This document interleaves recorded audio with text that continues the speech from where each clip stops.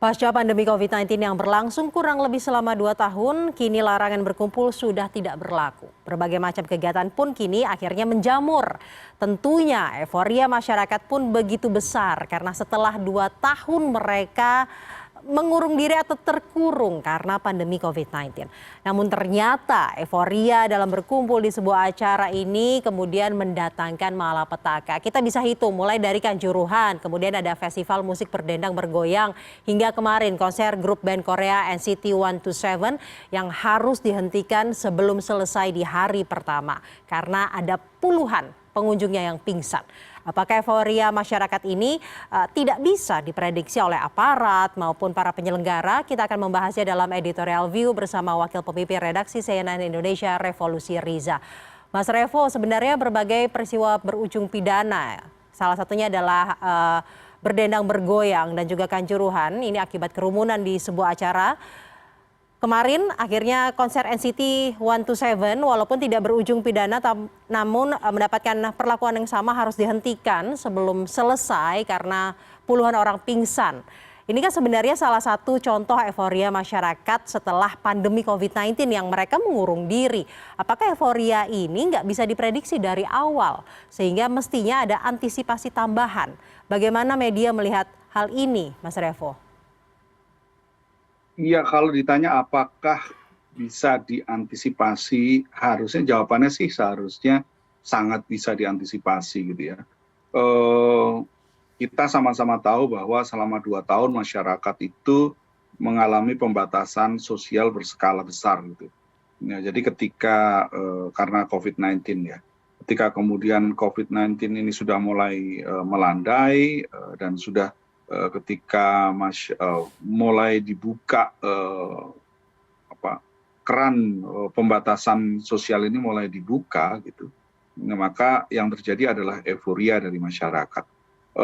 Kasus yang terjadi ini kan juga fenomenanya global, tidak hanya terjadi di Indonesia gitu ya. Kalau di Indonesia kita tahu bahwa ada kasus Kanjuruhan seperti yang tadi disampaikan oleh Caca, ada Kanjuruhan, kemudian tidak sampai sepekan kemudian di Jawa Timur juga ada kerusuhan pada waktu itu di Jatim Expo, ada konser musik dari salah satu band.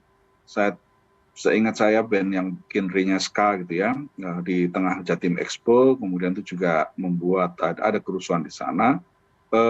Kemudian ketika berdendang bergoyang, dan kemarin ketika NCT di Tangerang itu juga di BSD juga ada 30 penontonnya yang pingsan sehingga harus dihentikan. Tapi di luar negeri juga sama, di Korea Selatan kita tahu ada tragedi Itaewon ketika perayaan Halloween ya, kemudian di Kongo juga sama, ada 10 atau sekian orang meninggal dunia juga karena desak-desakan itu. Nah, yang jelas berarti kan ini ada euforia ketika masyarakat, ketika pembatasan sosial itu mulai dilonggarkan. Semua yang berbau dengan event, kegiatan luar ruang itu mendapat minat yang sangat tinggi, antusiasmenya sangat tinggi dari masyarakat. Kalau dalam beberapa laporan, misalnya penjualan tiket di apapun itu eventnya selalu cepat gitu dalam penjualannya. Di event Pesta Pora misalnya yang beberapa waktu lalu juga berlangsung di Jakarta, itu penjualannya hanya dalam hitungan berapa 1 menit gitu langsung ribuan ludes, kemudian dibuka lagi 1 menit ribuan ludes gitu. Nah, tapi memang tidak semua kegiatan luar ruang ini berujung pada rusuh atau memakan korban ya berdesak-desakan. Ada banyak juga yang pengamanannya berjalan dengan baik dan juga pelaksanaannya berjalan cukup baik sehingga event-eventnya berjalan dengan lancar. Ada beberapa waktu lalu sebelum di Istora kan juga ada sinkronis misalnya, itu juga berlangsung dengan baik gitu. Kita tidak mendengar ada korban di situ.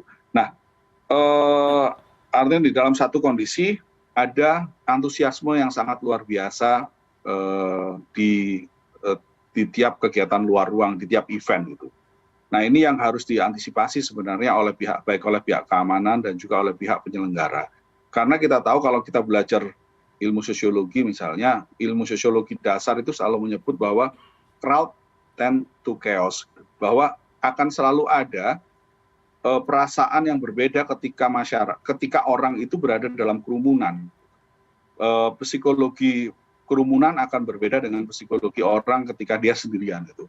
Ketika dalam kerumunan orang itu cenderung lebih berani, misalnya lebih euforianya ada gitu, sehingga itu sangat berpotensi untuk chaos gitu. Karena itu teori dasar dari crowd tend to chaos itu. Kenapa kemudian dalam setiap ada kerumunan butuh adanya crowd control gitu. Perlu ada pengawasan atau penanganan kerumunan yang pas, dan ini tidak bisa, seharusnya pihak penyelenggara ini sudah harus bisa mengantisipasi sejak awal, bahwa sudah harus dihitung kapasitas gedung misalnya atau kapasitas wilayah area itu berapa, karena itu ada aplikasi atau bisa ada rumus yang bisa menghitung dalam 1 meter persegi misalnya itu bisa memuat berapa orang dalam konteks berdiri misalnya, apakah 1 atau 2 orang. Kemudian kita bisa menghitung sebenarnya luasan cakupan areanya berapa meter persegi dan kapasitas orangnya berapa. Dalam kasus berdendang bergoyang yang kita dapatkan kan sebenarnya yang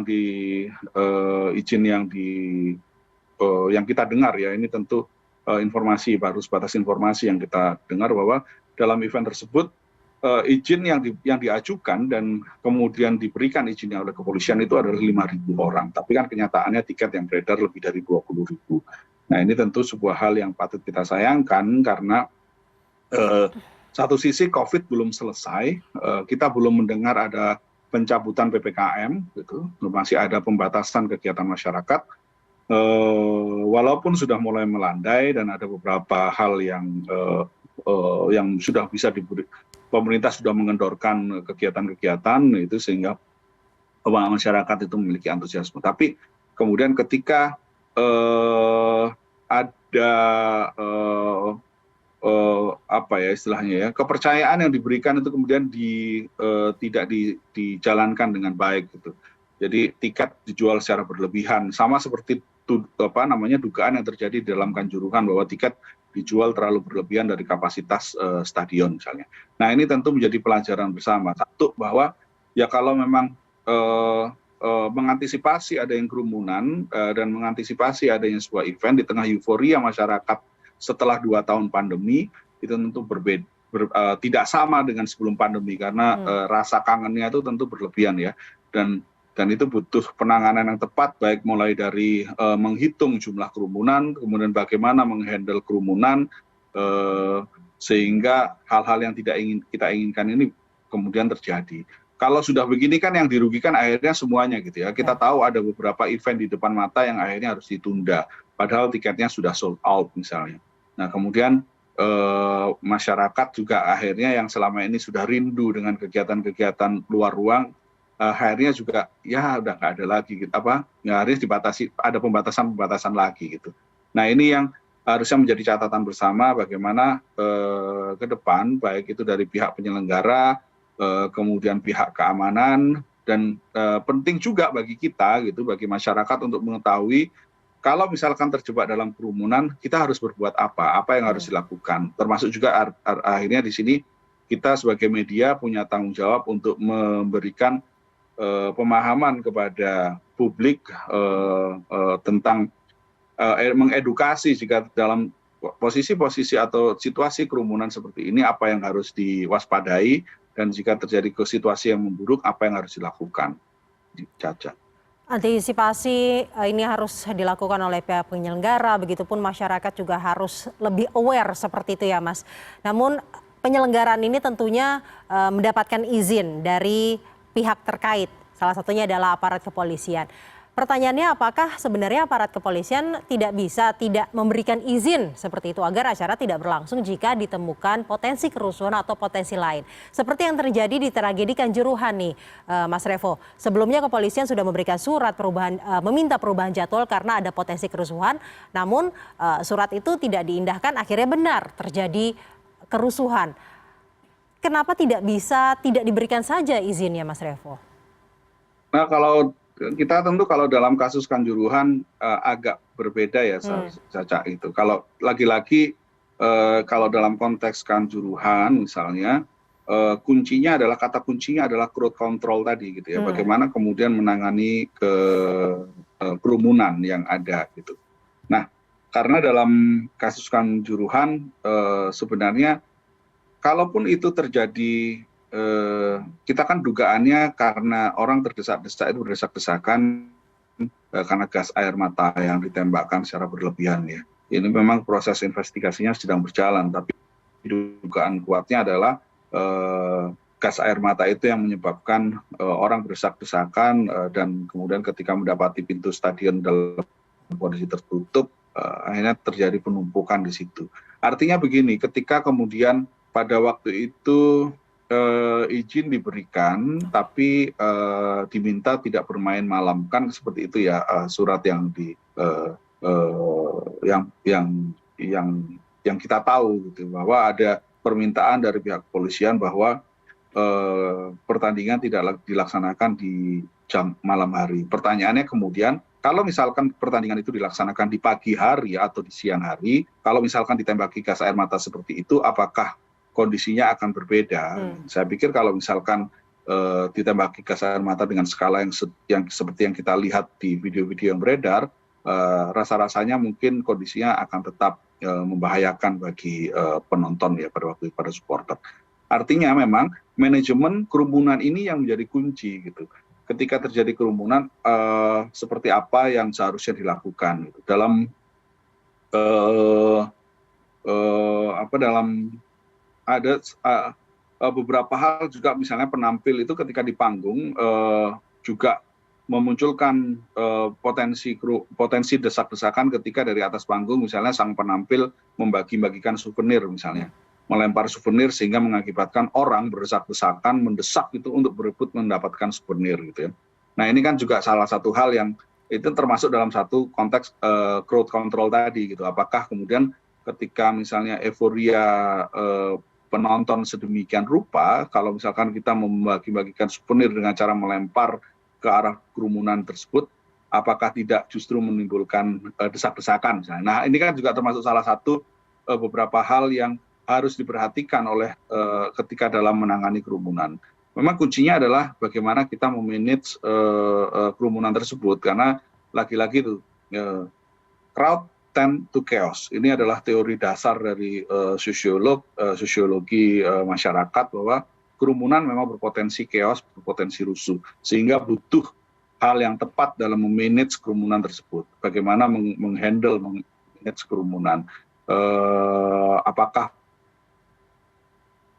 perlu adanya floor director misalnya yang harus disebar mulai dari atas panggung, kemudian di kanan kiri panggung, untuk mereka ini yang bertugas untuk mengamankan atau mendinginkan suasana misalnya, atau mengendalikan kerumunan sehingga mereka bisa ditata supaya lebih tertib misalnya. Nah ini kan ada teori-teorinya, dan saya pikir memang setiap penyelenggaraan yang mengundang kerumunan itu harus memiliki pihak-pihak yang memiliki kepakaran khusus dan memiliki keahlian khusus dalam mengendalikan kerumunan.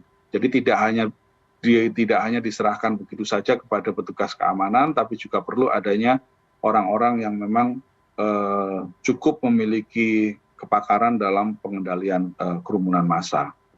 Dan tentunya manajemen pengendalian kerumunan ini harus disesuaikan dengan karakteristik masing-masing kegiatan ya Mas Revo ya? Betul. Itu karakteristik itu juga penting gitu ya, karena fans dari boyband Korea misalnya, K-pop ini juga berbeda dengan fans dari sepak bola misalnya. Kemudian penonton event jazz tentu juga akan berbeda dengan penonton event konser metal atau konser cadas rock misalnya gitu ya. Nah, berdendang bergoyang itu juga kan di hari pertama, ini kan konser yang berlangsung 3 hari berturut-turut gitu ya. Konser hari pertama cukup tertib gitu ya, tapi konser kedua yang kemudian ada tragedi kemarin itu. Baik Mas Revo, semoga kejadian-kejadian ini akan memperbaiki manajemen pengendalian kerumunan di Indonesia ke depannya. Terima kasih Wakil Pemimpin Redaksi CNN Indonesia Revolusi Riza sudah bergabung di CNN Indonesia Prime News pada malam hari ini.